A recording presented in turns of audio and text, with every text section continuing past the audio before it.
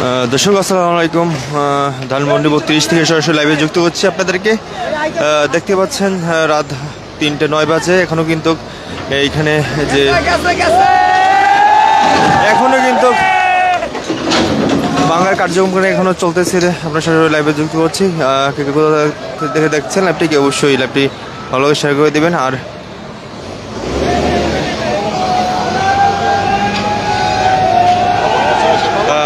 যে শেখ মুজিবের যে ভবনটি আপনারা দেখতে পাচ্ছেন, বুলডোজারের মাধ্যমে কিন্তু সেটি ভেঙে দেওয়া হচ্ছে।